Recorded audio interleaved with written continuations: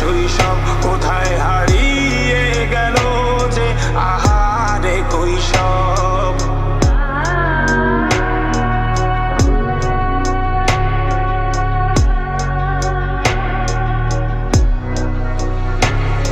School পালিয়ে ঘুরে বেড়ানো, প্রথম প্রেমের মায়ায় জড়ানো, কিশোর বেলায় সেই প্রেম গেল কই, কেন আমি আর সেই আমি নই। আজ অনেক বছর পরে খুঁজে ফিরি,